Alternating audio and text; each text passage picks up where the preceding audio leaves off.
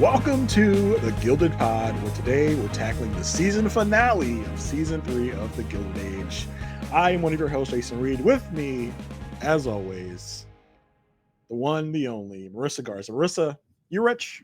I'm rich in feelings about the season. I'm rich in feelings about the end of the season. I'm just happy to be here. I was really rich in ahs. There's so many ah in this episode.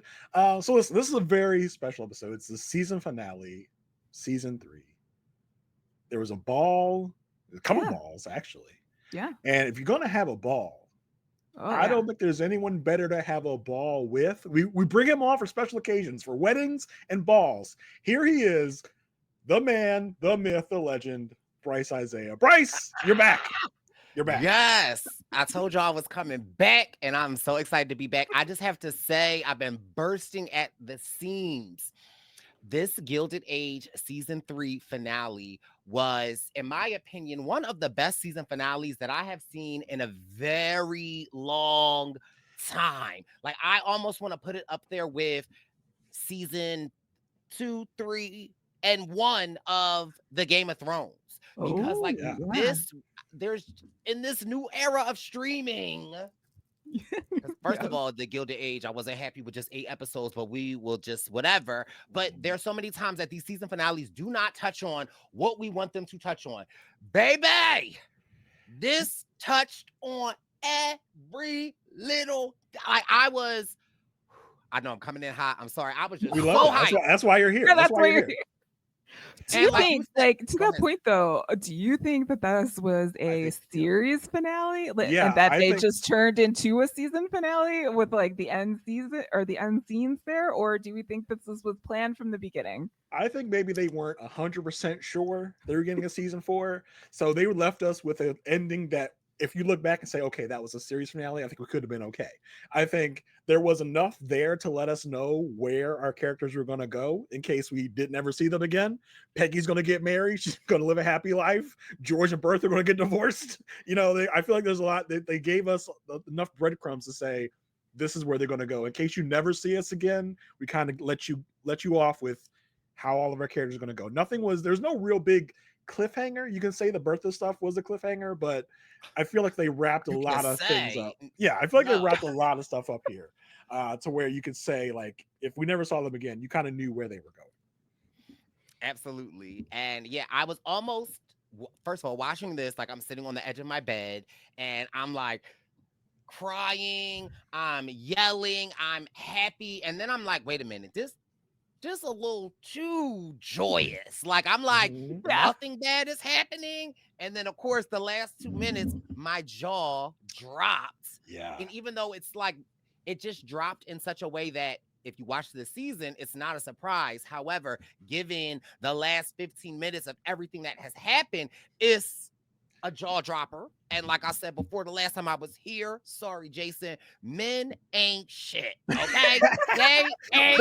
That's a theme of this season. Men ain't shit. It's like, and this was like this like I at a certain point I was like, is this like the single ladies ball? Like, because every lady that's coming through here is like, we single and we are fine with it. We're gonna all hang out. We don't give a crap out none of you men's. But yeah, I think that's part of this. One of the many themes of these seasons is like, we don't need no men. We can do. Men are only complicating our lives. We can do it for ourselves. Led by the queen bee herself, Bertha, who is like, listen, you divorced ladies, come on in. Like you should, no shame here. Come on, let's go. So yeah, I love that. That's one of the themes here that we see is just like the sisters doing it for themselves. And I mean, listen, it's 2025, and listen, the sisters still got to do it for themselves because men ain't ish. And first of all, I love Bertha and her husband. They're like my top 3 favorite characters, but like just the audacity, like your mother ass was just almost dying on this table. Yeah.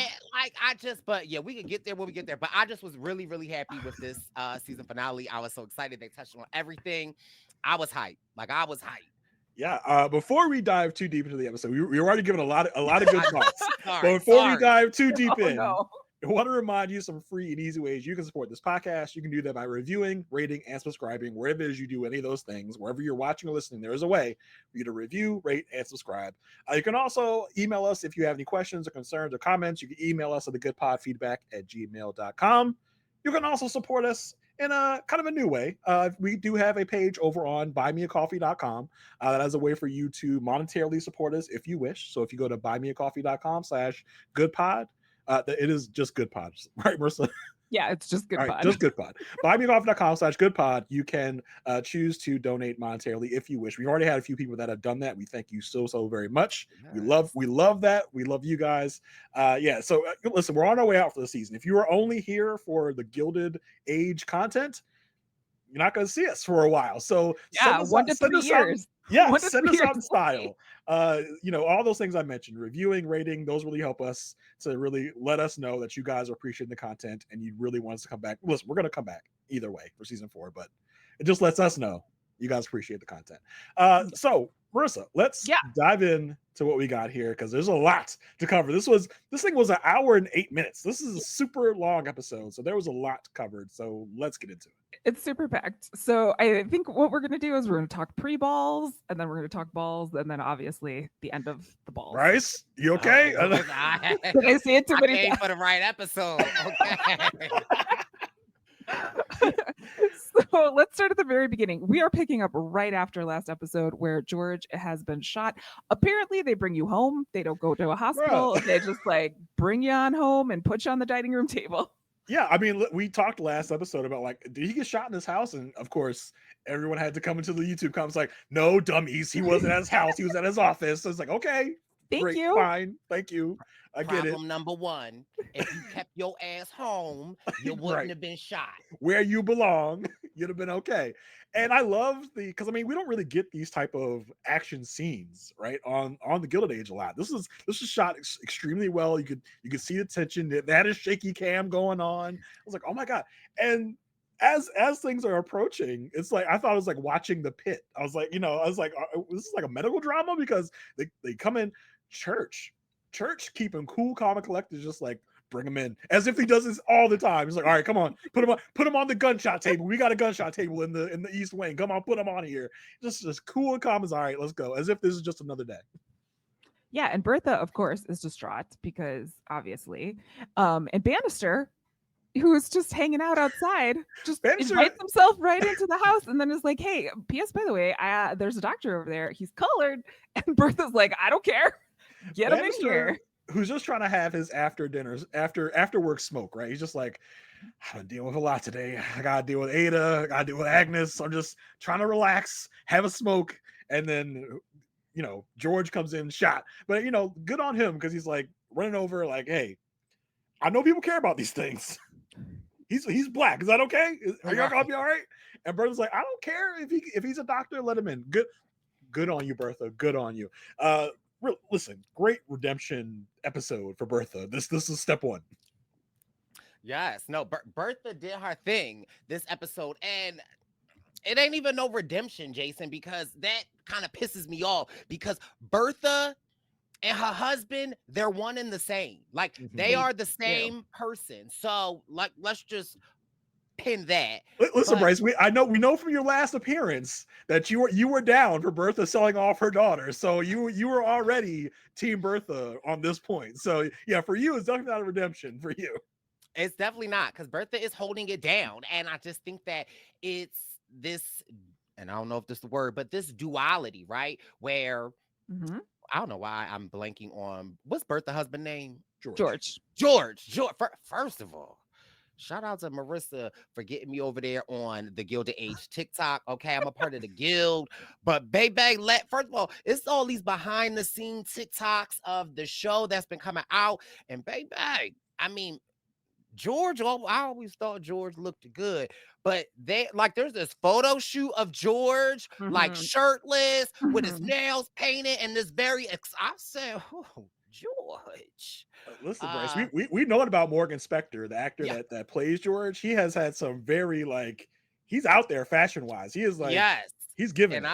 I love it. Okay, but let me just take a moment. Ooh, swallow Get my some of the spit images out because your mind. yes. Keep them in there. But no, whatever you wanna George is do. pissing me off, right? Because it's Mhm. like George wants to, he's very aggressive in how he is building this empire, taking these risks, right? And in order to do that, and we see in this episode, right? Like, we talked about why they didn't take him to the hospital. They didn't take his ass to the hospital because he didn't want to go to the hospital, because he didn't want this to get out in the news, because then Right. that would go to speculating of the railroad and his finance situation and what would be. So they wanted to keep it private. Right. And Mhm. so I just say, in the same vein that George is built, like, so your personal life matters in the Gilded Age, right? With business and personal. And so you are mad at Bertha for being as aggressive as you are in the personal life. And then we see in this episode, baby, she's holding you down physically and literally. She is holding you down, like holding your behind down. And that's how, like, that, girl, you should let him get shot. But it was just so interesting to see, because I'm like, wait a minute, is he gonna die? He can't die. He can't die. And then yes, the colored doctor, Dr. Kirkland, Dr. to the Kirkland. to the rescue, even though we're still side-eyeing him at this point, because we know why you are at Peggy's place of business. Yes. But you run over there and you start doing the thing. And shout out he's to like, yeah. Well, and Oh, no. we learned a lot from him about like what it's like to be a black doctor with him coming into that scene, right? Because he's like, I've seen many good gunshot wounds. Like, a lot of people are like, I don't know what to do. We got to wait for Dr. Logan. We got to wait. But he's like, no, I know exactly what to do because I do this all the time. And then Marian, he goes without his bag. And Marian is like, Peggy, can I take his bag? Because I need to be with Larry. I have to go. And then she's like jumping in as like the Clara Barton of the situation, being a nurse and listening to what he has to say. I think like everybody worked really well together to make this happen, but he would not have survived if it wasn't for William Kirkland. And listen, no gloves, no washing your hands. I mean, it just goes to show me what I always knew. Germs don't actually exist. It's not real. Washing hands is a figment of the oligarchy. Germs don't exist. Because you saw Dr. Kirkland, he's went in there, all just no gloves, and George was fine, right? Right? Yeah, no. The life expectancy of a man during that time period was like 29. So, like, I think germs do exist. Okay, fine, they was Bryce, washing their fine. hands. But listen, shout out to my girl Marian, because listen, you already know Bertha don't really like you, and you and Larry is kind of already on the outs, but you hearing his father got shot, you want to go over there. And what better way to show Bertha that you are down, that you down to ride, okay, that you're just not this debutante that just, changes 3 times a day and just goes around town. Like, you're ready. Christina Aguilera said it best. You want to get dirty. I just was loving this scene, seeing Dr. Kirkland, seeing Marian, seeing Bertha talking to George. Like, it just was everything I needed it to be. And I was like really worried for Dr. Kirkland, because I'm like, now, wait a minute. Mm-hmm. If George died, they're going to kill you. Like, you're going to die.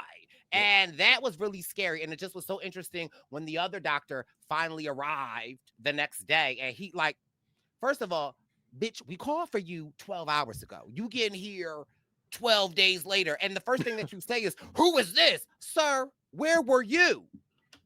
That could have gone bad.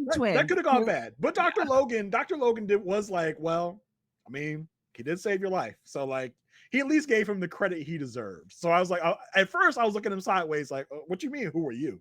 I'm the man who just saved this guy's life when you weren't here. But Logan did give him his props. He's like, yeah, this guy definitely saved your life, because you could have been dead if he was not here. So I was like, okay, all right, you get a pass, Dr. Logan. You get a pass. And you don't get no pass for that backhanded compliment by Dr. Logan. Okay. Well, and you could see the totally different approaches, right? Like, William or Dr. Kirkland went out in like no drugs. He didn't have resources like to do any of this. He just was like focused on saving, doing all this stuff. Dr. Logan shows up and he's like, let's get this. I think it's called lingonum. And I looked it up. Yeah, it's opium and also morphine and also cocaine. All in the same got George mixture. Feeling good. George feeling right. George is like floating on air. George is like, I don't know where I am or what I'm doing, but I'm feeling good doing it. they said that Queen Elizabeth like partaked in that drink during her reign as whatever. And so that's why I love the fact that like they take these pieces, it's a historical piece, but like they weave in these real kind of facts of what people was actually doing. So they were getting high. That's what they were doing. Yeah, they were feeling good. But yeah, that whole scene of getting the bullet out of George and Kirkland taking command, doing his thing. Marian just like hiking up her dress, like, all right, let's go on this table. That's what I gotta do. That's what I gotta do. Like again, like giving like the pit vibes. She's like, all right, let me do my thing. Hold him down. I got you. And yeah, I love that what this does for Bertha, because we know through the season Bertha's been like, I don't know about Marian, and now she's like, oh, like she's a real one. All right, she's a rider. She's good. She's here. Yeah. And then we get like the day after type of thing that comes in, where we learn that like Peggy and Bannister have been up all night. Downstairs like finds out in both houses, everyone's kind of like, what are we gonna do? They do this really dramatic shot of Chef Borden. Like he's like, I don't know what's gonna happen. So they find out. Borden had to get his 2 lines of dialogue in somewhere, I guess. Yeah. And Larry arrives from the club, I'm assuming, at that point, and he learns everything that's going on. Of course, as Bryce mentioned, they don't want to involve the police, so they have a private investigator kind of trying to figure out what's going on. And Bertha's like, we got to cancel the ball. And George here, when he's high on everything, is saying, don't cancel it. It's fine. We can go on with it. And Larry's like, well, great. I'm not going to be here anymore because I'm still mad at you, Mom. But and again, like mad at her for what? Because she didn't actually do anything to you, Larry. Like she didn't mess with you and Marian. Like you're just tripping. You're tripping all over the place, Larry. Larry, I got words for Larry this episode. We'll get to when he went to the Larry and stuff. But it's like, yeah, he's acting like a true asshole. But yeah, and I love the PI part, because the PI, they're like, listen, there's some people that would like to see my dad dead. First person you're gonna talk to is Clay. and they're like, and they say, when you get to Clay, don't be gentle. Run him up. Hit him up. Like, it's fine. Do what you got to do, Mr. PI. I thought that was interesting, and we didn't get any follow up to that really. So I was surprised we didn't really get like I kind of thought like near the end of the episode they're going to bring Clay in, and George's going to like, I don't know what George would have done to him, but I was waiting for that moment. We didn't get it, but it's like yeah, it's Clay. Like, go find Clay, do what you got to do. Yeah, we had this then like as he's getting well, George is getting well, he wants to like thank people, so he calls over Marian and she goes across the street to get her thank you. And again, at the same time, Larry's like, I can't be in the room, gotta leave. And both George and Bertha are like, it's a shame that you've fallen out. And again, to what we've talked about, I think Bertha's definitely way more into it, because she's like, can I also say that it's been a shame? Like, can I also get on this train? And you could see as Mrs. Russell is walking Marian out, there's a conversation about the ball and what they're gonna do. And she's like, yeah, I have a different view of you now than before. And Marian's like, yeah, that's great, but I'm not going to come to your ball because I don't want to see your son, pretty much. Right. And she's like, but even the divorced women are coming. You could definitely come. You could come. Yeah, it's fine. And like, Bertha's not only like a passive supporter. She's like, no, you need to marry my son. Like you are, I think she sees a kindred spirit in Marian. She's like, no, fight for this. Not just like if Larry decides to marry you, I'll be supportive. She's like, no, like go after him. Get him, like, because I need you as my mother-in-law, because you jump in when necessary, you know how to keep your mouth shut, so I'm down for you. Let's go. Yes. And George go ahead. She needs it for it to work out, because Larry thinks that she has something to do with it, and she needs for them to work out. And also, it's like, Larry, this is your own doing. If you would have told the truth about where you was going, you can't protect me by lying to me. But like, we'll get into that, because Larry was kind of pissing me off, but also so was Marian. Like, girl, get it together. They both need to go somewhere and just like figure your own stuff out before you start getting together, because both of y'all are crazy. Ill repute, girl, it's a bar. He could go to a bar, sis. Like, if that's your problem, baby, I don't know if you want to marry into this Russell. Oh, he was to an ill repute. Please. I mean, it was a bar with some like other stuff going on. It was like not just a bar, but it's a social. Like, listen, men go to golf courses. This is where business is conducted. Like Marian, that and mind you, Marian is my girl. But like last episode, when she was having all of that, she was kind of pissing me off. I'm like, okay, Yeah. Marian, you dropped to the Yeah. bottom of the totem pole because you're tripping. Like, get over yourself. Yeah.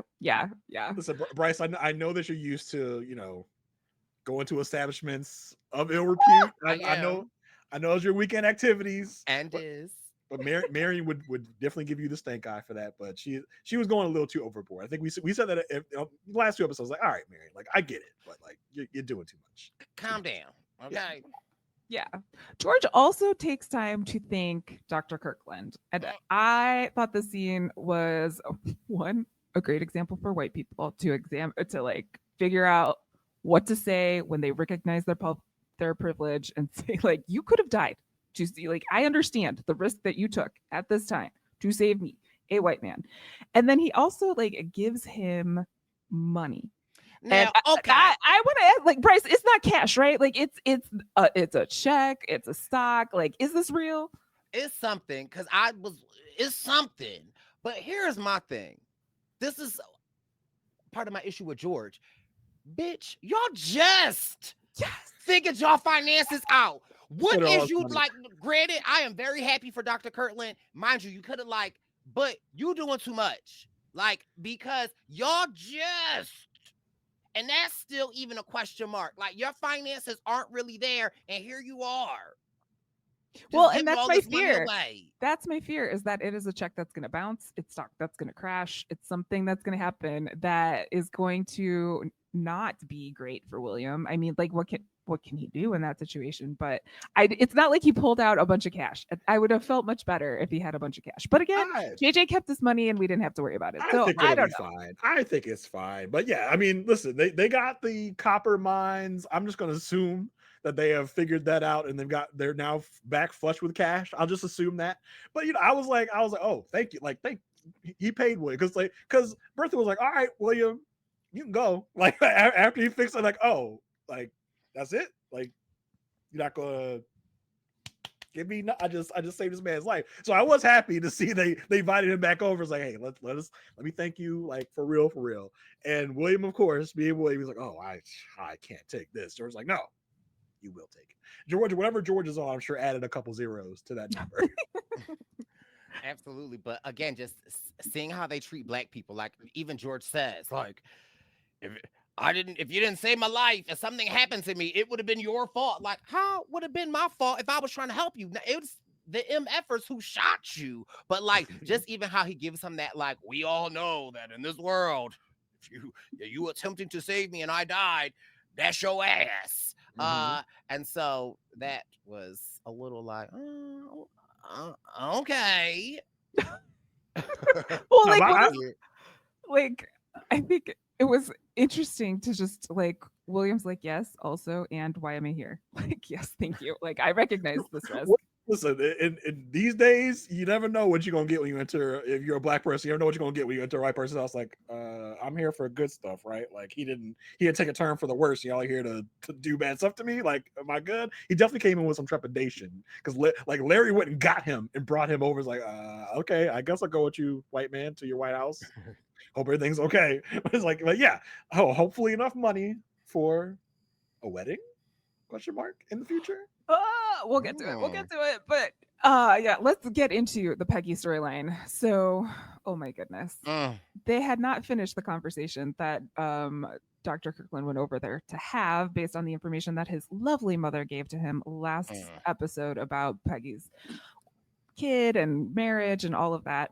So she's getting all ready. She's so excited. Like, she's like, he's coming over, and her mom's really excited. Like, oh my gosh, well, I'm gonna go to the store. Do you want me to stay out longer? Do you want me to, like, it was so cute. And then they have the conversation. Like, this show does things with cinematography that are wonderful, right? This was one of those times. Peggy is just like over the moon, like, yes, I think it's gonna happen. I think he's gonna ask me to marry him. And then cut to just silence, and they're just sitting there, just like, well, yeah, that's what happened. That's all that I gave it all to you. There it is. And he's just like, oh, damn. Like damn, girl. That's even worse than I thought.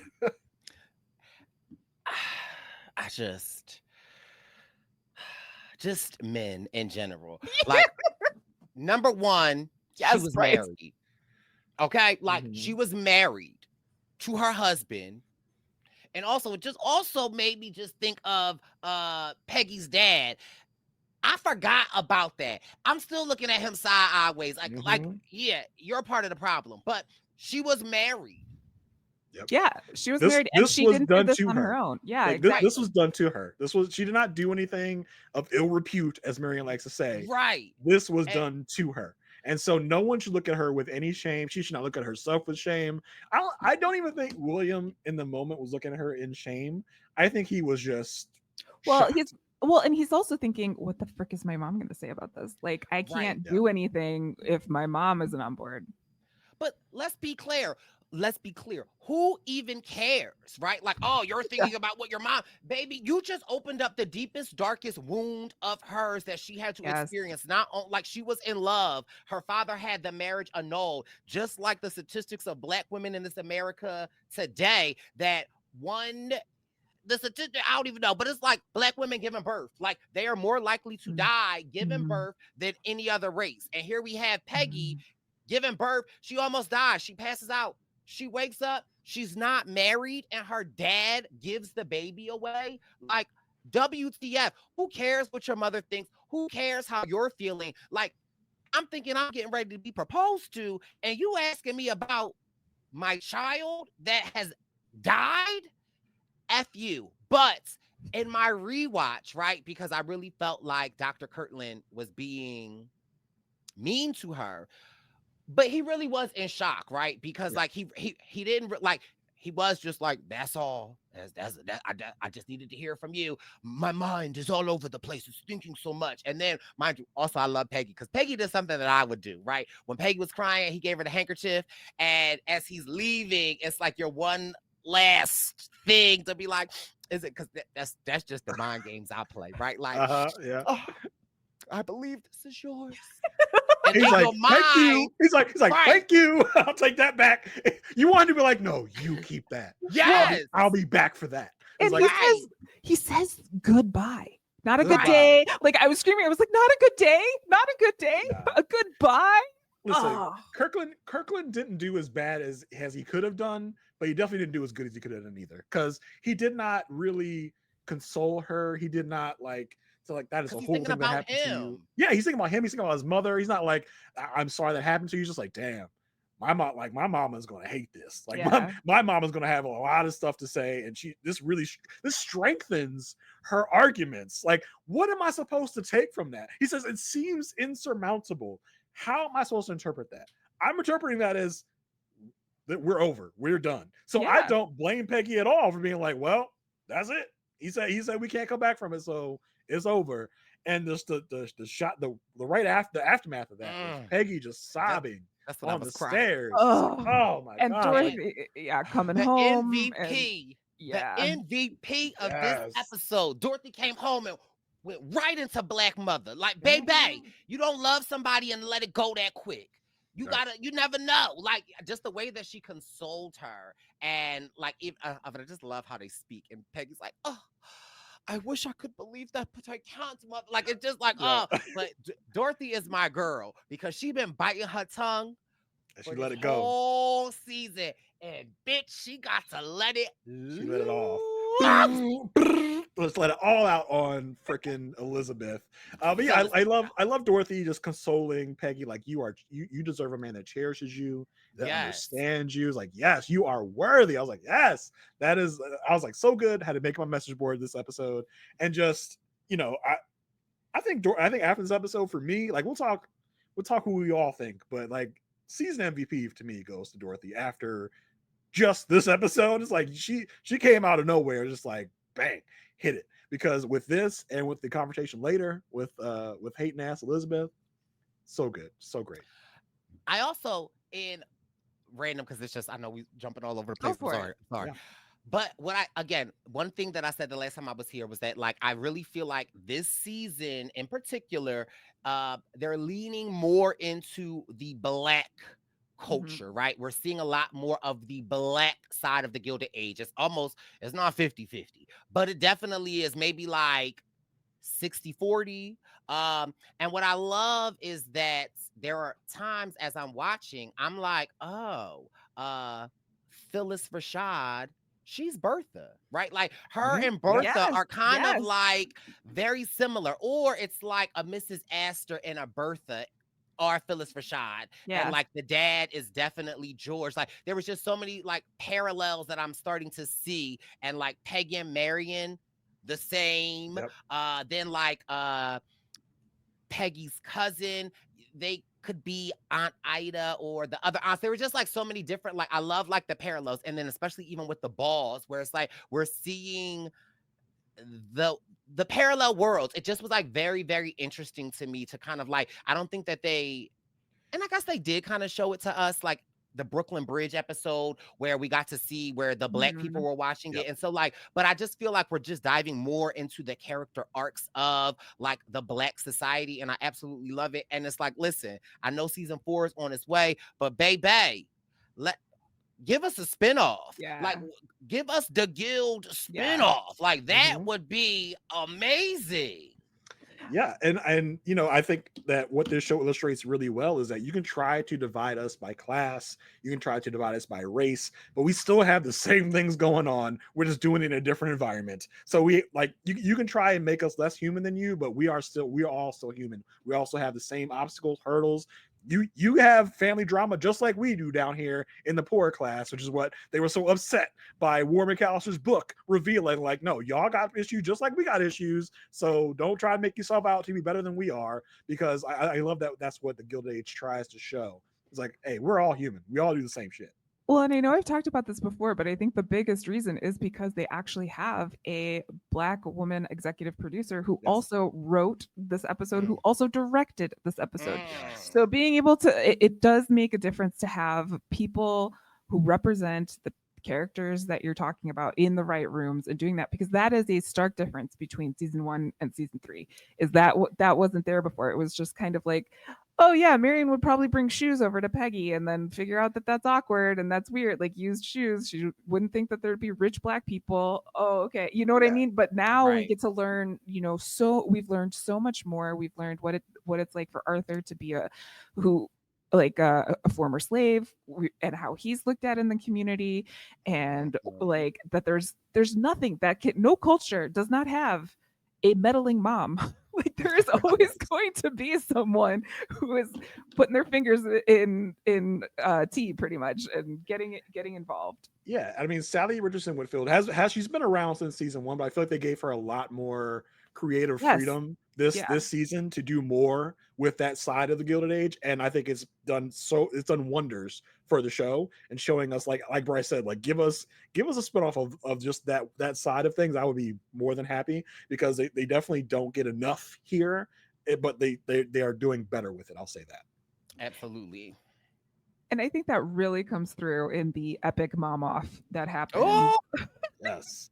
In the dress fitting. First of all, like it should be noted that Peggy doesn't want to go get her dress fitted because she's just so distraught. And I like that, like later on when she's at the ball, like you can tell like her dress is like kind of not fitting well. It's such great continuity there. But Dorothy is getting her dress fitted, and who walks in? But Elizabeth Kirkland. And she's like, oh, Peggy's still attending. Oh, that's so, I thought she'd send her regrets. You know, she did dupe my son. And then Dorothy just like can't hold it in anymore. Like, and I like that she says, you've lived with an illusion within your community. Like she's kind of like I have to live with white people. I live with white people. I live in a place where it's a little bit different for you, and you've lived up here in this bubble basically and think that this is what life is, but that's not what life is. What my daughter has lived is a real life. That is what's there. And man, Emmys abound on this one. Yes. Extreme kudos to Audra McDonald, who did the damn thing with this. She's like, she has a run. She's like, you disseminated this news like a pox to turn everyone against my daughter. You see everyone's mistakes but your own. She quotes scripture to her. She's like, you are a pastor's wife. You should know. The scripture says, for all have sinned and come short. Get off your high horse. Like Marissa said, you live with illusion, but you act without grace. manners and impunity. Okay. And we will be at your stanky ass ball because my husband made a big ass donation because he got it like that. Arthur got it like that. So it's like, oh, and the coup de grace where hating ass Elizabeth is like, I'm just so glad my son saw through your daughter and made a decision to break it off. And Dorothy not even turning around says, well, if that is truly his decision, he was never worth her in the first place. Period. And I thought we were about to have the first earrings off, like fight, because Dorothy is like tugs her ear, like she's like, nah, you know what? Nah, she's not even worth it. She's not even worth it. It's like, oh, she's about to fist fight. I was like, yes, don't make me take these earrings off. Listen, and it's the fact that like Dorothy is getting fitted for her ball, right? And so in any other manner, you'd be like, I'm not even going to your ball. But the fact that she said, oh no, we'll be at your ball. My husband made a donation because that's the honorable. Okay, I said, boy, we gonna come there. We're gonna show out at your little stanky ass ball, okay? And her cousin, don't go too hard. And she's like, oh no. No. I'm glad you said that, Marissa, because at this point, what's the cousin's name? Athena. Athena, yeah. Athena, you could go be there. Athena, you could go be there. Because I'm done with Athena. Because we already learned this season that you wasn't even messing with Dorothy when she picked Arthur and y'all just came back. And now you telling your cousin to kiss this woman's ass. Athena, baby, stay up here in Rhode Island because you're not a real cousin. I don't like Athena. No, yeah. Not real. Yeah. And it was so great that in this episode we had this moment between the moms, and then we got a moment with Mr. Kirkland, the dad, who put Elizabeth in her place. Everybody's stepping up. And like Bryce said earlier, this is like an obvious parallel to Bertha, and Larry, and George. Like this is almost a direct scene that could be on the Russells where it's like, Mom, you are doing too much. Like everyone's just like, you are doing way too much. You need to fall back. And the way that Mr. Kirkland, who has not said much this whole season, decided to come out of his shell and be like, Elizabeth, like you need to take many steps back. Woman. Yeah, woman. You are not above reproach. She's like, oh, if dad is coming out and saying things, like, come on, give it to her. And that's like after learning and understanding that Elizabeth spread this all around town, damaged Peggy's reputation. And he doesn't we didn't see any of these conversations, but he knows that William loves her. And so it's like, do you not know what you're doing to your son? And I think when you do look at those parallels, like George wants to think that he's like the greatest dad because he wanted Gladys to marry for love and Bertha didn't. However, he still went through with it. He still did it. And also walked her down the aisle. And with money, right? Like money was exchanged. Money was part of it. And here, William's dad just comes up to him and is like, look, you get the opportunity to choose who you want to be. And I will back you up. Like Mr. Kirkland did what George should have done and stuck to it. Yeah. George made a little attempt and then just went through with it anyway. Well, and I do think it is different because William is a man and Gladys is a woman. Like she doesn't have the same agency. Like Gladys doesn't have an opportunity to decide a lot of things. Like she can decide, but whether she can act on those decisions is another story. So I think it is a little bit different, but I was almost like, oh, I wish I want Dorothy and Mr. Kirkland to adopt me. I was like, I need this love. Like this is the love that I need to hear. Like this was great. Yeah, for sure. And it was just like, Larry and George talking to Bertha like, you're doing too much. And she's like, me? What did I do? Like, you know what you did. Like, well, so he's like, it's not the first time. Like this is it. We're stopping right now. Like I'm putting my foot down. I need to remember these words.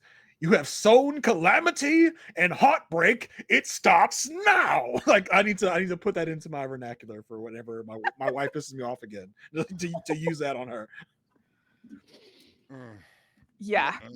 So that's Peggy's life before she ends up going to the ball, and her counterpart Marian has some conversations with Larry. So let's get to our Larian segment where we talk about they meant for each other. Yeah, they are though, right? Like she's there waiting for him to like come downstairs, learn what's going on. She's got blood like all over her dress, all of this stuff.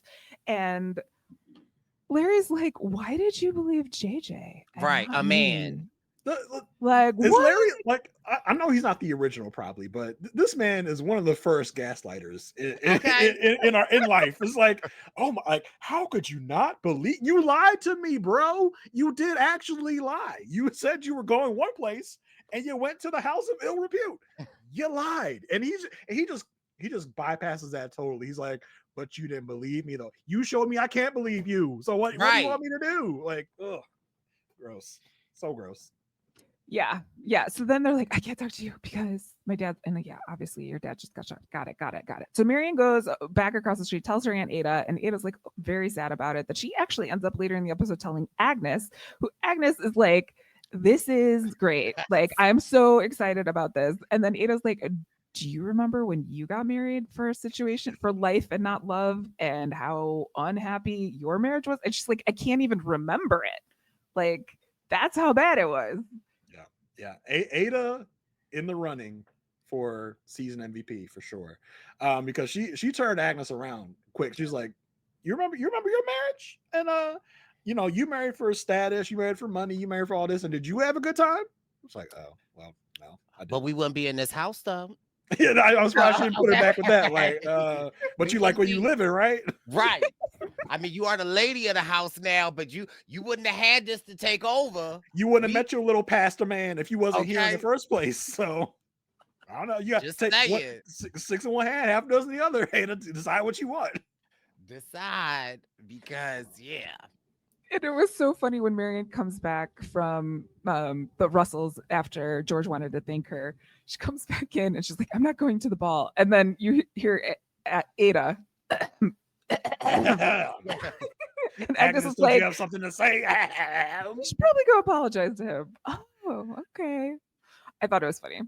And speaking with Agnes and Ada, there was some development with them. Mrs. Foster was not after money in the long run.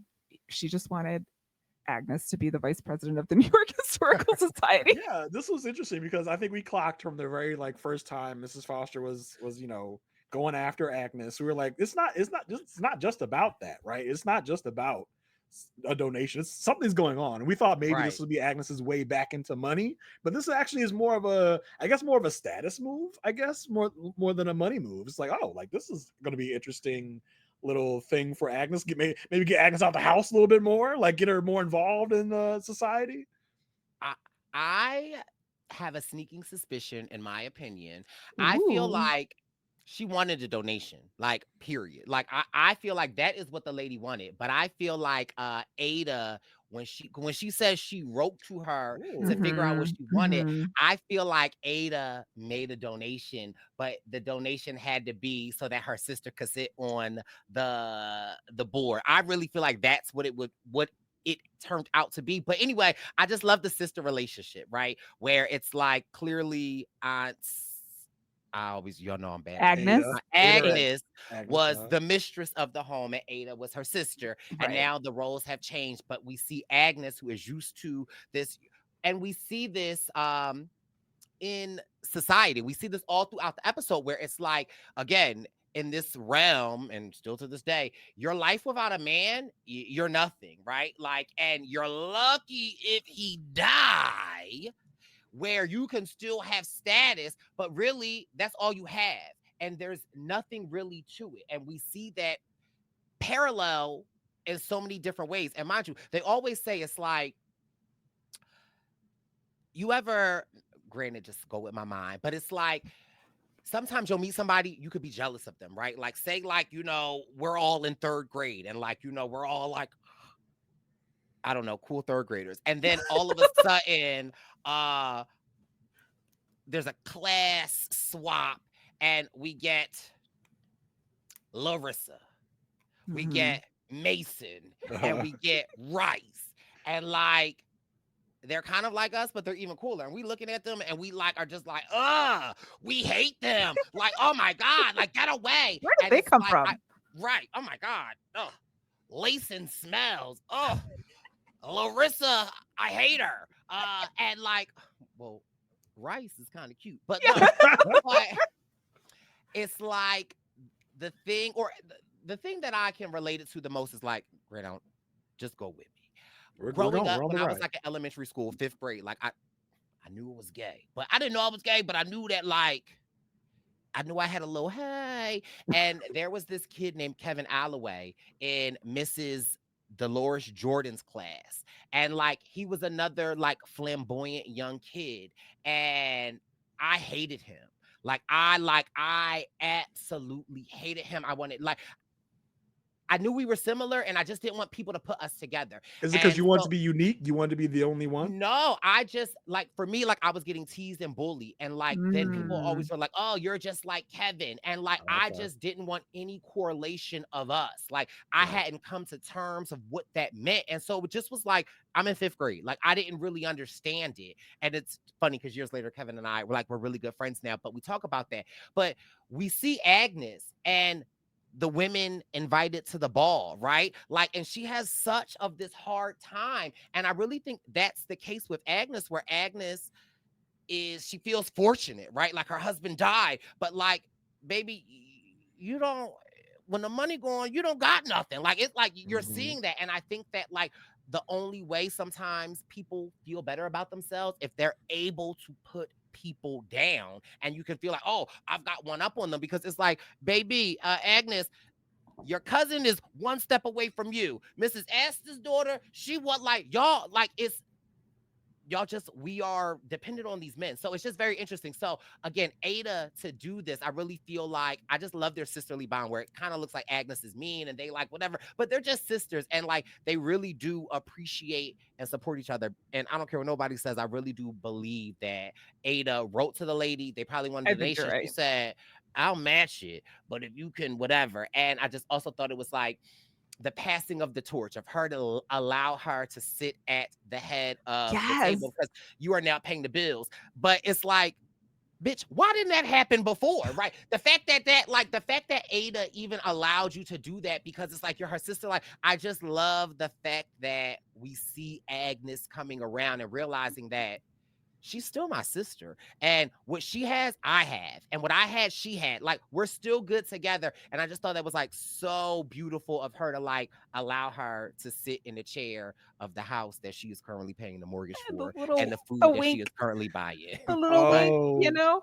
She gave her a little wink. But I think that also came to be because Ada really came into her own these last couple episodes. Like, when she realized she was getting duped by the psychic lady, she's like, okay, like, I, you know, like, this is who I am. She really stepped into her part. She really, like, she had the suffrage meeting at the house. She did all this stuff. She was able to kind of step out of Agnes's shadow and be her own person. And that kind of gave her, I think Agnes is like, all right, I see you. You're ready now. Like, I don't have to protect you anymore. Yeah, I got Agnes's respect, because up until this moment, Agnes has just looked at Ada as her weird, eccentric, you know, sister. Just like, oh, you're just a sister. Like, you don't do nothing. But this, in just this episode alone, Ada gave Agnes a different perspective to think about something. She pulled through for her with this heritage donation thing. You know, made her pull her own head out of her ass. Like, listen, if you just shut up for a second and like let her talk, you will find out that she's actually trying to help you. And so I think with that, Agnes is like, oh, you're more than just a weirdo. You're someone that's like doing things. You can take power, you can take control, you can take over. So here, and you got my back, huh? And you have my back. Yeah, and you're not gonna like belittle me. Right. So sit at your rightful head of the table. I love the wink. I think, Marissa, you and I, we've seen some Baranski winks over on The Good Wife. I'd pay an absorbent amount of money for Christine Baranski just to wink at me. But yeah, like, I love that gesture from Agnes to say like, okay, you really are the head of this household. You really are the matriarch of this family now. So take control. Take your rightful spot. Yes. Can y'all know my favorite color is purple? Whoa. Sure, my favorite color is purple. Yeah. Can we get in? And however you want to go, but I'm feeling very lavender. I really want to talk about. Yeah, no, I was gonna say, yeah, that was next up. That's next up. So keeping with this, what do we think about Oscar? Oscar like literally got over John Adams in like 2 seconds. Like, I mean, it was deep in the last episode, I don't but know if he now got he's over like, it. I don't know if he got over it. I think he's more resolved now. He's like, okay, that part of my life has yeah. been forced to be over. I need to move on. I need to, Well, he figure wastes something no out for time. myself. He Yeah, wastes no time. always He no time. learns Mrs. Winterton is free, and he's like, "Listen, she's my kind of people. Let's see what can happen." Yeah. But I feel like Oscar has evolved though, right? Because prior to like when John Adams was alive and we found out that the lady that took his money was at the House of Ill Repute, even John Adams said to him when Oscar was so mad, like he's like, she stole my life. Like, I don't have anything. And John Adams was like, and what were you going to do to her when you married her? Right? Like you were actually like, you're a Yeah. gay man courting Yeah. this woman for her money. Like, and that's the part of Oscar that I don't like, right? There's like, first of all, you lost Aunt Agnes all her money. Like I love Oscar because he does bring this like queerness to our screen, but he's a shady girl, and I don't really like that. But here in this lavender mix, I love it because I forget what's the lady name that was trying to sleep Mrs. with Mr. Russell? Winterton. Mrs. Winterton, right? Like he knows she's kind of ostracized just because of the relationships with the Russells, but she did marry up. He died, and now it kind of leaves you in this like purgatory place. And he's like, well, listen, I'm looking to marry because my lifestyle isn't conventional. He's like, you have a house outside of this. Well, I've got a cottage. If we were in the city, we could run the world. And my best friend who watches this show, she don't like Mrs. Winterton or Oscar, right? She's just like, they're my least favorite characters. Like, I understand they need to be here. But me, I'm like, I love this power couple in the making. Like, they really could give the Russells a run for their money. They really just could be a very interesting thing to add to this. And I love how Oscar goes to Bertha and bargains a deal to get Marian. And again, that's what I'm talking about. Like, he just so shady. Like, you hear Marian come home crying and upset, and you take it as an opportunity to be like, Yeah, he's let like me laying use down, right. petting the Let me dog, and he's like, "Huh."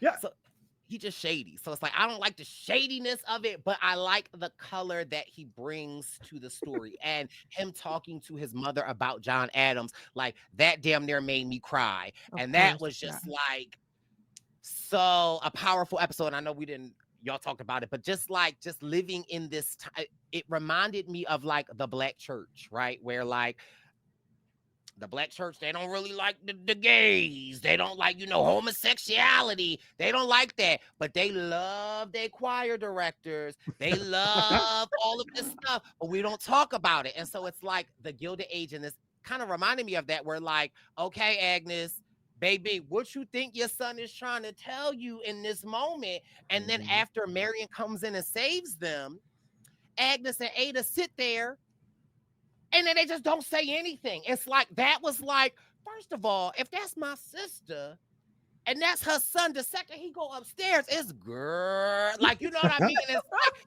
they don't even, it's like, it just can't be. So well, it's like it's not real if we don't talk about it, right? Right. It's not real if we don't say it out loud. So let's just keep it quiet. And it's been that way for so long. It's still that way in some places, in the world. It's like if we just don't say anything, we don't have to accept it. We don't have to look at it in its face if we don't talk about it. So yeah, I love that moment. I love where Oscar has the journey of Oscar this season. Don't forget, we started this season, he was just down in the dumps because he lost his mother, all her money. John Adams comes and plucks him up and says, listen, babe, I got you. And now he's back to his scheming ways because he sees Mrs. who we call Mrs. Turnerton around here because she was Mrs. Turner and turned into Mrs. Winterton. He knows that he can scheme with her. They were scheming. Was it season 1 or season 2? Season 1, because she was passing the information out of the Russell house because he wanted to get with Gladys. So he sees her. He's like, "Oh, okay. I know I can scheme with her. Me and her are old scheme partners. We can get back into scheming." And Mrs. Turnerton just lost her husband, which I don't know. I suspect there may have been like a pillow to the face to get rid of Mr. Winterton a little early. I don't know. Like it might have been going fast enough for her. She's like, let me just put this pillow over your face and get this over with. But yeah, like, and he sees her as a like kindred spirit of like, oh, you messy, I'm messy, let's be messy together. I know you like to stir the pot. I know you like to do stuff. So I got connections, you got money, we can rule the world. Let's do like how he it. tells her, like, we can be a fighting pair. It's like, yes, you can take over this place because you both Well, have what it takes. and I love that he thought it out. He's like, "You got a house, I got a house. We don't have And to with like your you money. you do with what you want to do in that space. We just when we're here, we're just gonna be together. We're gonna be married. And it's gonna be great." But So, with her money, with her yeah, money, with her money Yeah, and with her his money. connections, Key her point, money, her money, her And money. that's the thing that I love about Oscar, but I don't, and mind you, I don't want to get into too many nuances, but like, just like in the LGBTQ plus community, right? Like there is dissension and kind of like racism and just like hierarchy, right? And sure, we all share the same struggle, but like me, a gay black man, and when it comes to like a white gay man, right? Like the thing, Yep. it's just it gets real murky, and so it's like interesting when you say that, Jason, about like we see where Oscar came from this episode, this season, but it's like yeah, but like yeah, he might be a gay white man, but it don't matter if it's 2022 or back in the Gilded Age, he's still a white man, and this is the land of opportunity, and so Yep. it just is interesting because that really is true. And so although it frustrates me sometimes, like we see the potential. Yeah, you could be a slave picking cotton, get freed, get schooling, have a Business. prospering business, and to these other black people you still looked at as, oh, you were a slave. Like it just is like the difference in how white men can just come from nothing, lose all your money, and like just be on the top again. It just like really does kind of remind you that like what what's his name? He looked like Wendell. This is America. Like Donna Glover. yeah, like that Looks like Wendell. song just plays in my head because like yes, this is America. Yeah. Like, Yeah. For sure. For I mean, real. if Oscar was a black man, he would not have had a John Adams to pull him out of his Nor slump. would he have like necessarily have had I don't know, like his family took him in. He was able to still be there. Like, you know what I mean? Like, I'm not saying that black families wouldn't do that, but I'm just saying the circumstances are so different that it wouldn't be a given for sure. Yeah, exactly. It would have much less likely you would have had someone like an Oscar in a black community in this time and age. Like Oscar is rich because of his family. There weren't many families that were like that. Yeah.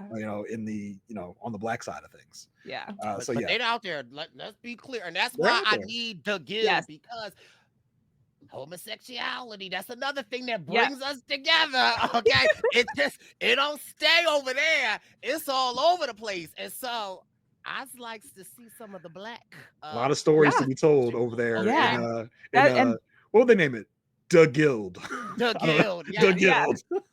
Well, and I mean, I think that's something that the show has done well in showing some intersectionality, but that is a blind spot in terms of not showing the queer community and the black community together because it's not like they weren't there. It's not like they don't have a history to tell. And so I do hope that they open that door because I am just having like I have shared before, I went to school to be a history teacher. I've spent so much time reading history, watching historical things, and it's all been white people. And it's so great. And I don't even I can't even imagine what it's like to identify with the stories that are being told on the show. But as someone who is half Mexican, half white, it is so fun to just see different people and different stories and get to see the commonalities and see the differences. And so I really do hope that they open that because it would be great for Oscar to have like a counterpart in the black community that we could go compare against. And again, I feel like even the Gilded Age, like they do a really good job when we go to the House of Ill Repute. Baby, we see trans. Yeah. We see, like, you know what I mean? Like, and that's the thing that I just love is that, and I don't mean to take it here, but in this political climate that we are currently in, in this authoritarian that we are currently in, and this attack on the LGBTQ plus community, specifically our trans brothers and sisters, right? Like they act like this is a new thing. They act like we're just non-binary and all this stuff is baby. We got in the Gilded Age, there was 2 little trans white women in that house, and the men's was playing with them. Like we've been around. Yeah. Like, and I think I don't know what bathroom they was using at the time. I don't know. But I'm just saying, like, we've been around, and it's just like you and sorry. But it's just like No. society norms. Because first of all, that house of ill repute, first of all, that looked like the spot that be at. Okay. Like it had it all going on. And I love the fact that, like, yeah, like, and even Larry said to JJ, like, whatever you want, whatever you like is here. And all of these shows, like they always talk about it, even Game of Thrones, like at these like brothels and stuff. You see the like men on men, like the stories are there. And I'm very sure that in the Black community, the stories are there as well. And they're just as captivating and just as interesting. And I just think that it just is in the political climate that we are currently in, and just kind of going back to the Gilded Age, you see it all. Like it's literally the same. And it almost feels like we're going back to the Gilded Age, where it's like you have money, pretty you can close. do anything you want. Yeah, we're getting there. One more person I want to talk about before we talk about the grand ball at the end were multiple balls is JJ. Yeah. JJ and Rock Mrs. King. Bauer, like Mrs. Bauer working her little magic, saying, "Hey Bridget, why don't you take over some stew?" and encouraging Bridget to buy the dress that she thought she couldn't buy and she'd have nowhere to buy it. I'm shipping these two pretty hard. I really hope that it happens, because when he's like, "You're here as the guest of the master," I was like, it's got to happen. This whole storyline was just a whole bunch of I was like, oh my gosh. Like, first of all, JJ is back downstairs with his peeps, like, hey y'all, like I just had to visit where I came from, you know what I mean? I gotta come visit where it all started. Started from the bottom, now I'm over there, but I came back. So like I love that he's still visiting. I don't know if did he even see Ada and Agnes, or was he just like, nah, I'm gonna just stick my peeps downstairs. I think that would be interesting to talk to Ada and Agnes. But yeah, I love that he's just visiting. They're all like, Armstrong, of course, who's the hater of all haters, is like, a footman living like a prince. It's like, you're the one that got me kicked out in the first place. Like, what are you? You're never happy. You're never like okay. You're the one that got me kicked out of here. Now you're like, oh, you're living like a prince. Yeah, because I had to, because you got me tossed. But yeah, I love that for him. He's never going to forget where he came from. He's always going to remember the little people. And yeah, then Bridget shows up. It's like, well, when Bridget also is like, well, there's two women coming to clean. Are they young? Are they young? The look is like, oh, does that matter to you, Bridget? She's like, maybe. Like, I don't know. Does it? Like, it does. It does. It really does.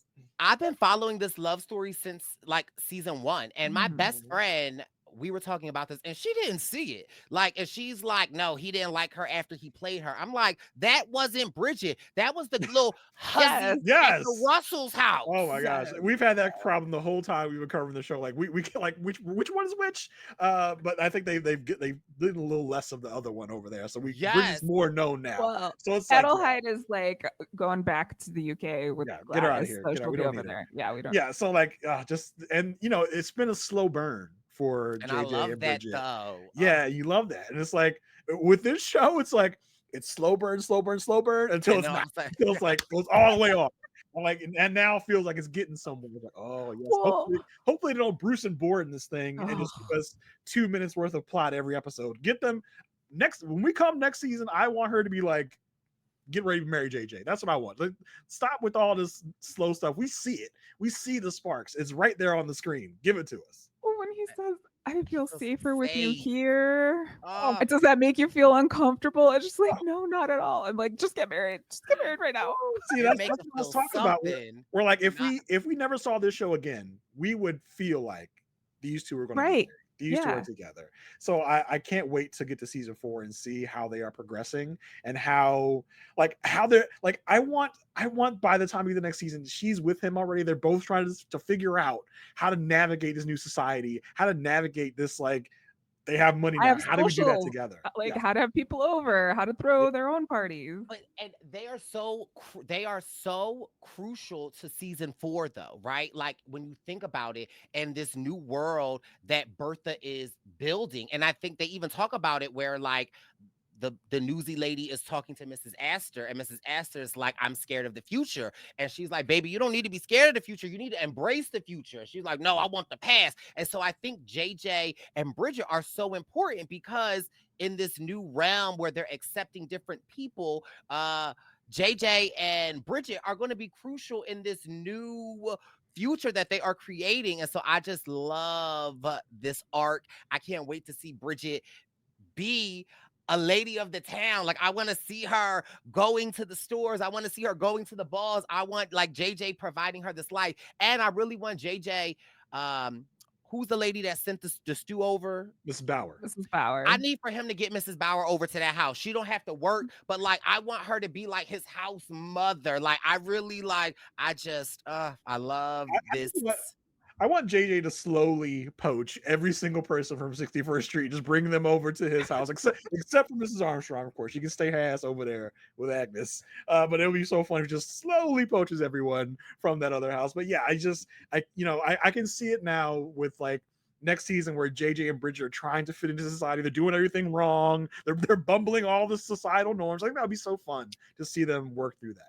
And they might have to like lean on Larry and Marian, like, Yes. let's go on a double date. Oh, yes, like, that let's would do be some great. sort of thing. Yes. Something love like it. that. All right. It's time to arrive at the ball. I think we should go to Peggy's ball first because it was so good. That's the ball I want to be at. They were having fun. All those other idiots were over there staring at light bulbs. I want to be in here dancing my life away. I want to be having a good time. Oh man, Peggy's there. She's like I said, her dress is not fitting well. She doesn't really want to be there. Her friends, like, I just love anytime Peggy has her like black girlfriends around her. Yes. So great, so good. And she gets asked to dance, and then she's dancing. And who walks in but Dr. Kirkland? And he is like, he is on a mission. I at first thought he was gonna like immediately cut in, but no, he has to stop and talk to Arthur and say, hey, I want to make a life with your daughter. And he's like, you do recognize that a marriage is between you two and not your parents. And I'm like, that includes you, Arthur, because you also got involved in your daughter's marriage before. Arthur, because Arthur has the nerve to try and just say anything to this guy after William just learned what Arthur did. Where it's like, he's like, Arthur's like, oh, I thought y'all broke up. But William's like, what? No, I never saw it as that. Well, William did kind of give that impression. I don't blame Peggy for getting that impression. And he's like, I don't hold her past against her. I'd be like, I hold it against you. Right. I hold her past against you. So F off. Like, also, when I had babies with Peggy, you're not allowed to babysit because well, we're gonna need them to babysit. We're gonna need the mom to babysit. But to Arthur's defense, he did say it's between y'all two, not her parents or your parents. So that would include him as well, kind of recognizing his own thing. But obviously, Arthur likes him, so it doesn't matter. Arthur didn't like who Peggy was with, and that's also part of the problem is that, like, she can be with somebody that you don't like, and you still have to respect it. But I digress because we just want to still get into this moment. But, like, he did acknowledge that, so I was like, oh, okay. But also, my one gripe, though, with the Gilded Age is that, like you said, Jason, it's either we are moving at a snail's pace or moving at light speed. Then all of a sudden they saying the aliens is gonna be here in November, right? It's just like it just speeds up because in real life, if I am Peggy, bitch, I don't know if I want to marry you, and I don't know if this grandeur, but I mean, for this it works because and I also like the fact that they had a fine black man ask Peggy to dance because at this point, I don't care if you not a doctor. Like, listen, I'm gonna have babies with you, but time to move on. Time to move. Time to move on. But it like the scene where I was starting to get choked up is that like when she sees him and they're doing like a walk and she's kind of like messing up the parts a little bit. I was like, oh my gosh, so good. And, I put in my notes the walk, the face, the knee, all of it. It was so perfect. And the way he just was like striding over to her, like, I'm gonna come get my woman. I don't care that she danced with an old boy. I'm gonna come get my woman, and just took her and like twirls around, gets on his knee, which is not like public proposals weren't like a big thing back then. Like he did this super public in front of everybody, made it such a moment, and it was just a great. Meanwhile, Mr. Kirkland is like, "Shut up, Elizabeth! Like, get don't your just ass let it go, let it go." Yeah, let him go. Yes, so good. It was so good. I was so happy again, also because because I've watched a lot of these like period pieces and things like that, this is something that's very common at white balls, and for Black people to finally have this be a thing in media that has happened. I almost got me more than like what was happening, because I was like, oh, it finally happened. Thank God. Yeah, and for her to be like, I thought it was over. He's like, hardly. Yeah, it was so good. I promise to never leave you again if you'll have me. I was like, oh my gosh. So good. So good. So good. Okay. On the other side, we had, first of all, Ada, Agnes, and Marian go stay with Aurora. And at this point, Marian's like, I'm still not going. But Ada's like, we all must walk in at the same time to show solidarity for Aurora, which I thought was great. But she's like, right, Marian? She's like, yeah, right. I could go. Well, even Marian, who is like the person that stands up for what's right, even Marian was like, oh, for real? Like, we're gonna go in there with her? Like, oh, okay. She was like taken aback. Like, oh, you want us to be seen with this divorced lady? It's like, okay, like, all right. And we learned earlier in the episode that Bertha stopped by the Astors to say, like, hey, I'm inviting your daughter and I'm inviting Aurora. And Lena's like, well, then I will be happy to tell everyone why I'm not going to be there. So you can go ahead and do that. But Charlotte arrives, gets greeted by a Duke. Mrs. Winterton arrives, and we are told to enjoy the display of illumination. So we go outside to do that. Peggy and Marian arrive. It was cute to see Marian and Gladys together. And then out of nowhere, who comes up those stairs with her diamonds? None other than Lena Astor. I was very surprised at this, but I also love that like Charlotte goes up to her and she says, your situation may be an embarrassment, but you are not an embarrassment. So good. Yes. Yeah, like it does really feel like this could have been the bow on the show, right? Everyone's kind of getting a redemption moment in this episode where it's like, oh, like they're coming around. This person's doing this, doing that. Like, yeah, and this was Lena's time to be like, you know, to have this great ending of like, you are like, she's choosing her daughter over what society is right now. So that was just such a great moment for them. But did she choose her daughter? Because the daughter left like without her mother's permission, and if the daughter did not leave, well, she knew she would be talked about if she didn't show up also. Like there's a value for her attending for her own reputation as opposed to just going. So y'all trying to take a nice moment and turn it petty. Like I want to say that Mrs. Astor's heart grew 3 times the size. Two things to be true at the same time. Like it be true at the same time. But Mrs. Astor thought about herself first, and it's like, yeah, sure, you'll go because you'll need to support your daughter. But baby, if she was just going to support her daughter, I wonder if she would have brought all of the diamonds out, that because she knew she walked up, everyone was like. She had to make a statement. She had to make a statement. She first of all, this is her ball. And then it's like, you have to also think of Mr. Astor. A part of the reason why, in my opinion, why I feel like she doesn't want to go, it's like, bitch, I didn't have the ball this year because I couldn't invite my own damn daughter. So why am I going to go to a ball that should be my ball with my damn daughter? Like, I think that really kind of was it's that tug of war where Bertha is winning the tug of war where like, I'll do it. I'll do it. And not But it's the ultimate play yourself moment, right? You played yourself out of this ball and you still went to the ball anyway. So what was that all for, Lena? You just let Bertha take over. It's like, which shows that she's winning. Exactly. She's winning that tug of war. Exactly. And when you think of like, again, you think of the opera last season and then you think of this ball this season, like Mrs. Astor, Bertha went over there to have that conversation with her to kind of, I feel like when she talked to the guy that wrote the book, like this was like a playbook of them to be like, well, girl, you can't, well, what are you going to do? You're like, I feel like this was a Mr. Russell moment for Bertha. Like she played Mrs. Astor a little bit. Oh yeah, she obviously, she smiles. She's like, I got this. She doesn't take it over by force. She takes it over like inch by inch. She'd be like, oh, you don't want to run the ball? I mean, I could probably do it, right? I could probably. It's a staple. It has to happen. Well, I think I could do it. So next thing you know, she's like, just like the opera, she's slowly gaining on Mrs. Astor bit by bit. She had the opera, now she has the big ball everybody's going to. Who knows where she's going to go after this? It's one up Mrs. Astor. And as stated earlier in the episode, when George is like, "Please have like you have to have the ball," it's like you're the mother of a duchess, and she's like, "You're the parent of a duchess." And George is like, I mean, I I don't don't like know, that. I'm not I that don't love yet. as much as you do. Like you love being the mother of the duchess. I don't love being the father of a duchess. It's like you don't love it, but it doesn't hurt. And after your ass got shot staying at the club where you shouldn't have been, and now because we got our finances together, we can't take a hit.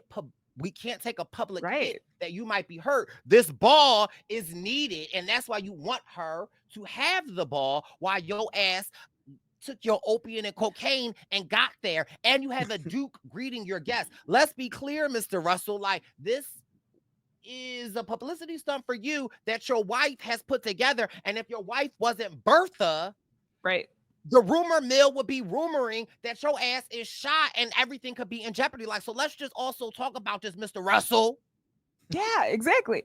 And like this whole entire time, he's like miraculously recovering because he's having all of these drugs, right? And he makes he makes an appearance at this thing, and this like Bertha could not be happier. She was just like, "Oh my god, thank you so much for showing up. This means so much to me." And before he goes out there, he tells Larry, "Don't let him misunderstand it. Get in the way of love. Like, you go ahead, do this." And then his attitude just changes at the end of the episode. I'm pretty sure that's because of the drugs, but at the same time, it was like at this point in the episode, I'm like, "Oh my god, everyone's so happy." But George, but George is feeling great. George is like, "Hey girl, what's up? Happy to be here.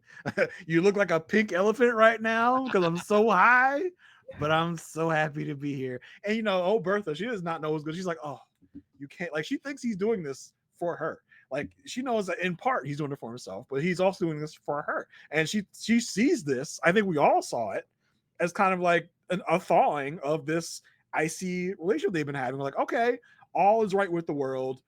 Bertha and George are back to being the power couple. They're back to being the Beyonce and Jay-Z, the Bonnie and Clyde, whatever you want to call it. They're back to being on top of this show. And we're just like, oh, isn't that great? And then especially because like she's not unhappy. And he's like, great, she's not unhappy. Like they're like, okay, like this is it. Yeah. But that's not how it ends. Before we leave the ball, I do want to mention one of my favorite quotes is when Mrs. Astor was talking to Mrs. Fish about the future. And then Bertha goes, "The future belongs to America." And Mrs. Astor goes, "Perhaps that's what makes me afraid." I'm like, what's the ball? Listen, a wink and a nudge to like, hey, y'all watching. Hey, just saying. Yes. And also we do get the conclusion-ish to Marian and Larry because Marian can't like stand seeing Larry, so she goes outside and then he goes outside and he has to apologize, and they kind of are like, well, I guess we'll just go back to dating, I guess, for now. Well, I mean, and Larry's it's nothing. It's not a thing. Like it's nothing. Larry's such a little shit because he's like, you know, things gonna happen. Are you gonna walk out on me again if it happens? It's like, you gonna lie again? Right, you gonna lie to me? He's like, she's like, I'm not saying it's all your fault. He's like, neither am I. It's like, sir, no, you're not going to turn it around on Marian and act like she is the person with the biggest issue here. Like you are the one that kicked this whole thing off by lying in the first place. Okay, like, I mean, he is showing like signs of his dad. Like, let's blame the woman. Let's make sure that like I can't take any accountability. There's something here. So I guess they're together. I don't know. We shall find out in season 4 because apparently, like at this point, then we get a black screen, and I'm like, oh, I guess that's it. But then another scene pops up that I was not expecting because, like Chuckle and Mr. Hyde, George is a different person. He's going back to New York. He's taking Larry with him, and then there's this argument between George and Bertha around ruthlessness.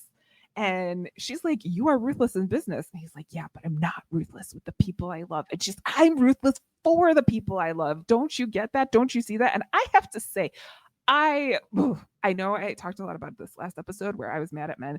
And then I had to say like patriarchy because there are nice men. But also, like, Bertha is doing everything for her family. She is doing every single thing, and she is using the tools and and things that she has available, just like George is using the tools and things that he has available to him to buy copper mines and railroads and all of this stuff. She can't do that. She can't go out and do that. And Bertha is just doing everything she can for her family because she loves them so much. And she knows, because she's been at the bottom, she knows that you can go back there at any time. So I get that. I understand. Jason, men are bad. That's Right. it. And not, the far be it for me to stick up for the man. I'm not sticking up for the man. I'm not. But George does have like a point. Like, listen, I play with money. I play with stocks. She can't. No. She can't even have a bank account. She can't have a bank account. I get that. But you don't have to sell our daughter off as part of your business, as part of your empire. I did it to get her out of this. Like, get her out of opulence and wealth and let her marry someone she wants to marry. I think we're forgetting how ruthless Bertha was earlier in the season, where she did not give a hot damn what Gladys wanted. Gladys is as happy-ish now, but she was miserable earlier in the season. We're forgetting how much Bertha did not give one shit about how Gladys felt about how her life was going. George is right to a point where she is ruthless and like not caring about what her daughter wants, what her family wants. And George is hypocritical because he's like, you did, and Bertha's like, you walked her down the aisle, like you didn't have to do that. And he's like, yes, and that's what I can't forgive that. She didn't make you do that. She did not put a gun to your head or to your stomach like the guy last night did, and make you go out there and walk your daughter down the aisle. You gave this little weak ass attempt to stand up to Bertha earlier, but you relented. You let it go. That's on you, my dude. Like, that is your decision. I could not believe he was putting his decision on Bertha, and then I'm like, you could have put your foot down and stopped it, but you chose not to. So don't put this all on Bertha. And it's a Duke. Like, let's be clear. You understand what it looks like. And let's also be clear. The little boy that Gladys was running around with, he couldn't even talk to you. So listen, I'm glad Bertha did that. But let's just be clear though. When you say like, I'm ruthless for the people I love, but not like I'm not ruthless with the people I love. Baby, we had money and we lost money and we were in the gutter. Bitch, who like what does that do to us? Hello, that put the people that you love back at the bottom. Shut the hell up, George, because you pissed me off. Yeah. No, I'm right there with you, Brice, because he just doesn't see it the same. Like, and like, I think it was the last episode where he's like, I have to get back from saving this family for Brune. And that is what Bertha has been trying to do socially for the entire time that she's been here. And it's just mind-boggling, not really, but like why he can't see that. And it also just speaks to, like, again, women can't get out of the house. Women can't go do things like he can go and do things, and she is just making the most with what he has. And they could have been on, like, she was like, are we going to go to the poorhouse? And he's like, maybe I don't know. But the thing about it though is like, and this is the Gilded Age, right? Like, it's not just about money.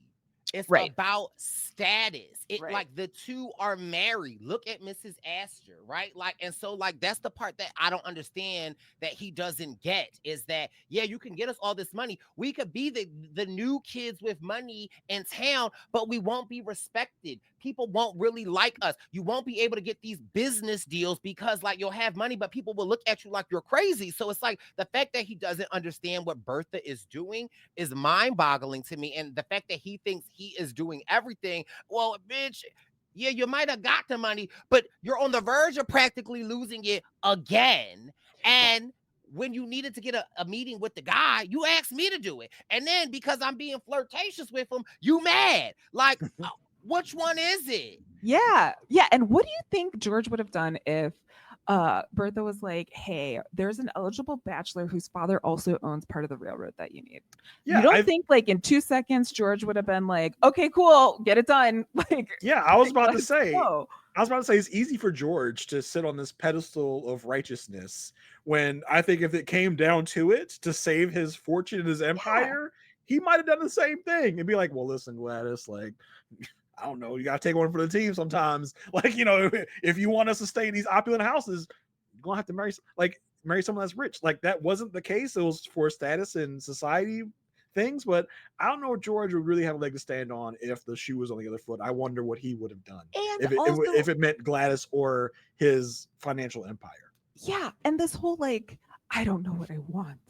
Blah blah blah blah. I'm like, oh my god, George, you're gonna Listen, he's the man is on goofballs right now. Okay, he no does not know excuse, what he's no doing. excuse. He whatever. So after all of that, Gladys comes in and says, "Hey, I'm gonna have a baby." Yeah, I mean, we didn't talk much about Gladys, but you know, it's good to see that she's got Hector Yeah. locked down. You know, Yeah. I don't know what Gladys has learned to do in the boudoir, if you will, but she's got this man locked down, hook, line, and sinker. He is willing to ship his sister off to somewhere else. Listen, he is all the way compliant now. I love that for her. I love that she's getting Adelheid back. I love when she came in and I was like, I'm here. And I was like, oh, damn, you're here. Like, and the lady that just spent, I don't know how many days on a ship with you, like, all right, you can go. Like, you can go. At least it seems like they gave her a little compensation for her to go back over to the UK. But I love that Gladys is getting everything. Well, not that she wants. She's making the best out of the situation. It feels like she's trying to find her happiness while doing it. And it seems like she's ecstatic to have a baby with Hector. She's like, I'm all for it. She's like really happy. Let's go tell Dad.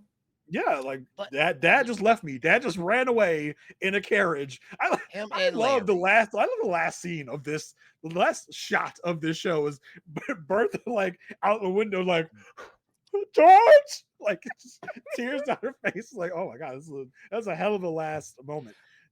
I do wonder, do you guys think they had this little part shot and was like, listen, if we get told we're having a season 4, we'll add this scene into the end?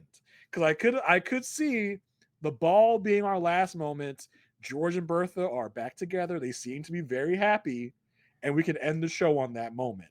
And then we do get like this obvious like cut, and then we get this one scene. I do wonder if like they heard they're getting a season 4, like, all right, put that last scene in there, because that's kind of leading into a season 4.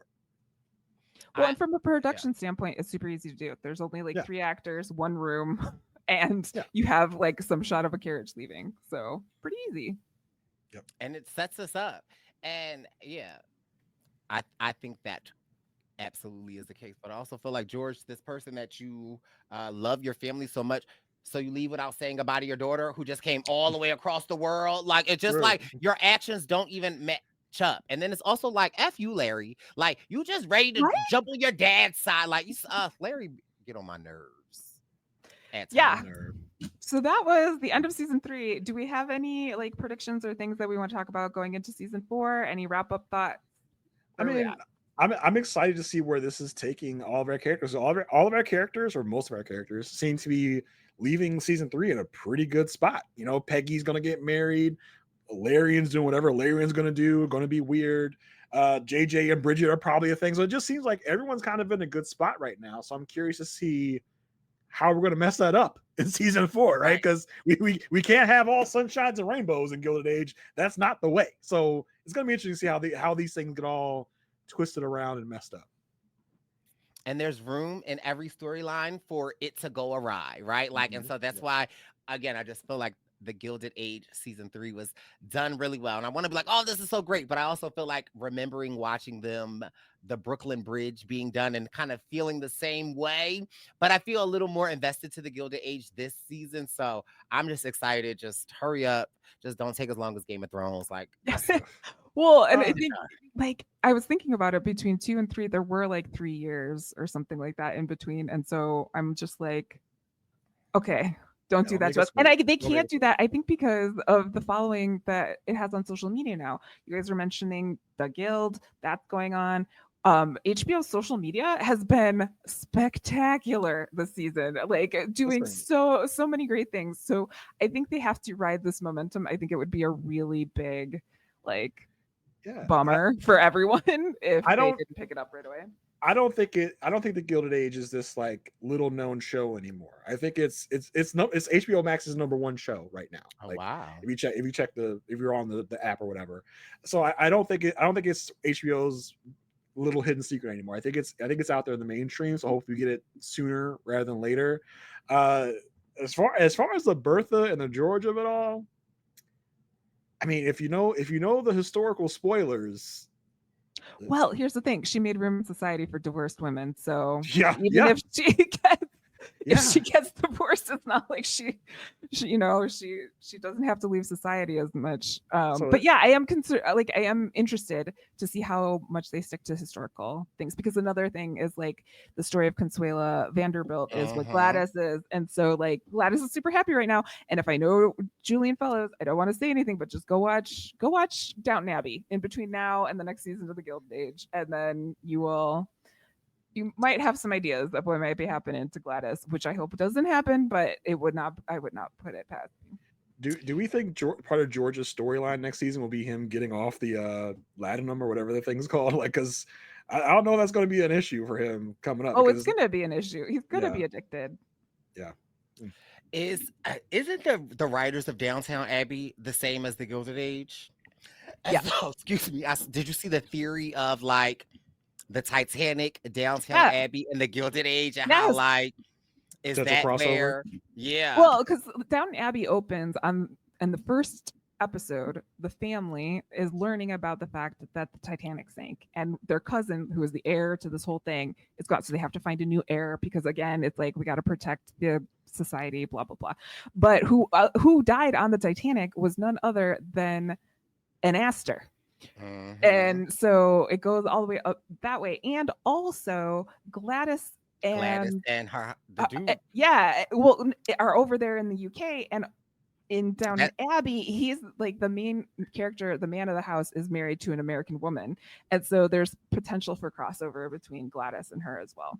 So I am excited to see what happens. And Downton Abbey is like coming out with their final movie. They've had a couple of movies, but this is the final story. So there's opportunities.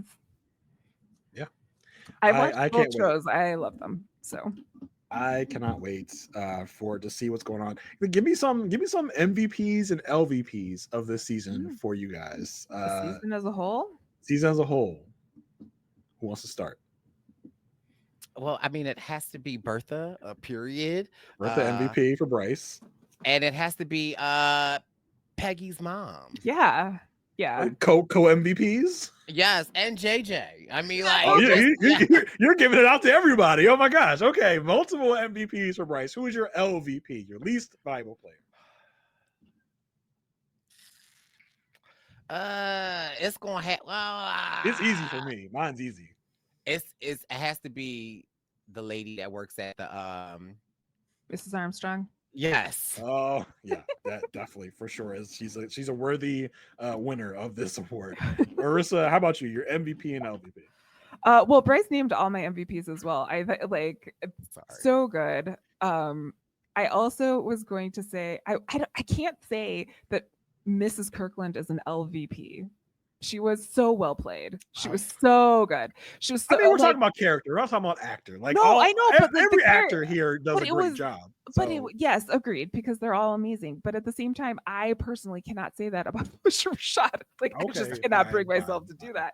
So, but her character was not my favorite. I will say that. Well, it's not the least valuable player, because she was a very valuable player. She moved I mean, besides Mrs. Armstrong, I can't think of anyone who was like, who brought the story down.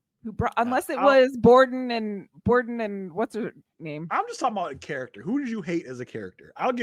Marissa, I'll give you an LVP. How about that? Okay, who? Clay is your LVP. Oh, yeah. Okay, sure, fine. Yeah, Clay is your LVP. I can't think of anyone who brought this, but also that was good story.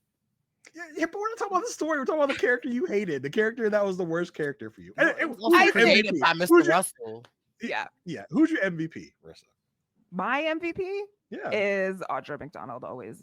Okay, I'll give you that. That's easy. My MVP, one that hasn't been taken yet. I'll give Ada my MVP. Oh, nice.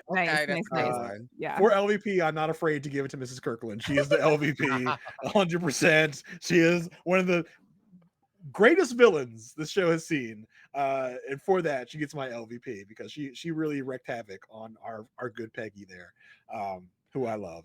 Did you see there was like this really beautiful shot of Felicia Rashad holding Peggy's head, and then Audra McDonald also putting her hands on her Aw. head, and like they were like comforting her. And then there was also another clip of where Felicia Rashad or Audra McDonald gave Felicia Rashad a flower, and then Felicia Rashad gave Audra McDonald a flower. I'm just like living for all of this. It's so great, and they're both on Broadway right now.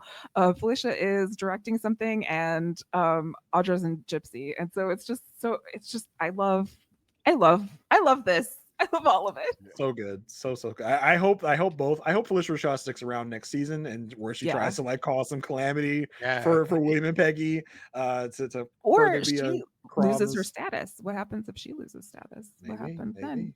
Yeah, we'll see. So yeah, this season has been great. I think season 3 is maybe one of the best. Like, there might be recency bias, but this is probably the best season I think of Gilded Age yet. So thank you all out there, listeners, watchers, for sticking with us, for being here. Our numbers grew every single week, so we really appreciate all of you for checking in on us, seeing our coverage. Thank you so, Bryce. Yes, Bryce. Thank you so much. You were fantastic when you came on the show. Hopefully next season you'll come back to have some more fun with us. You really give that added spice to our show, so we love that, and I'm sure the viewers and listeners agree with me as well on that. And Marissa, for all you do for this podcast, you are our technical producer. You are our notes taker. I just come in here and give some terrible commentary. You are the captain of this ship, like you're the captain of all the ships that you and I are on. So, Marissa, thank you so much. It was a blast as always. I'll talk about any show with you anytime, Marissa. So, thank you, everybody. Love the show. Love this podcast. Bryce, do you want to give the people out there where they can find you, what you're up to, all that good stuff?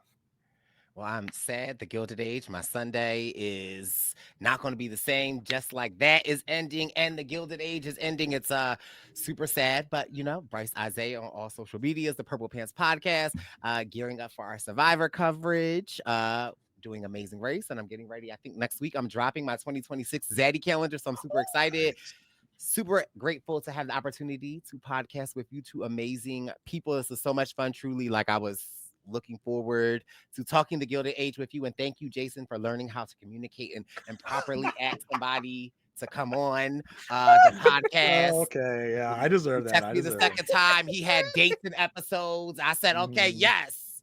Then Jason said, touch base with you sooner we get. I said, okay, that works, Jason. Yes, just count me in. So I'm very happy. It wasn't just an open-ended question. So no, thank you so much for having me. You two. It's been truly, listening to this podcast was the highlight of my watching the Gilded Age. That's all I had to say. So thank you for having me. Thank you so much, Bryce. Marissa, do you want to give the people where they can find you and what you're up to? Well, I am just feeling a lot of gratitude for the season and this podcast and these people that are on this podcast with me right now. I have so much fun talking about TV with people, and you two are some of the greatest people that I could ever talk about a show with. Like, I'm really kind of getting emotional about it because I don't feel like I belong in a lot of places. So thank you for giving me space and like Marissa letting me belong. I know. Thank you. So my gratitude and my also gratitude to the listeners for the season. It was so fun interacting with all of you in the YouTube comments, letting us know when we missed things or when we made things great. If you want to keep up with me, you can catch me and Jason always talking on the Good Pod. We cover the The Good Wife, The Good Fight, and Elsbeth over there. And then I'm also on Whirlwind Podcast Network talking about Pretty Little Liars, one previously on at a time. Don't watch any of the rest of the show, just the previously on and see how it goes. And anything else I'm up to, you can find at itsmemarissag.com. And Jason, you are just as important to this podcast as me. So what do you got going on? Yeah, listen, as far as the Good Pod goes, Marissa just told you about it. If you like this show, The Gilded Age, I think you really like the Good Wife too. So come on over, listen to our coverage of that.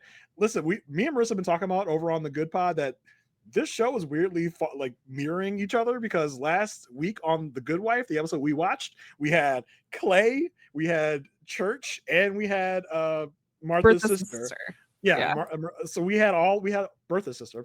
Bertha's sister, all on one episode of The Good Wife last week that we talked about. This week we had Dr. Logan who plays Colin Sweeney over on The Good Wife. And guess what episode is coming up of The Good Wife of the next episode we're covering? A Colin Sweeney episode. So all your favorite actors from this show were also on The Good Wife. It's just as dramatic. You get even more Christine Baranski over on that show, aka Agnes. So listen, come on over. Let's check out our coverage. I think you really enjoy it. That's what I'm gonna say about that. You can also check me out on A Perfect Match. Me and Asia Welch talk about the show Made at First Sight. We start our Patreon and we are covering old seasons until the new season comes up. We're covering season 11, one of the best seasons of that show. So come on over there to the Patreon. It's patreon.com/A Perfect Match. And yeah, that's where you can find me. Listen, if you're just here for the Gilded Age, I don't know when we'll see you again. We love you. We're gonna miss you.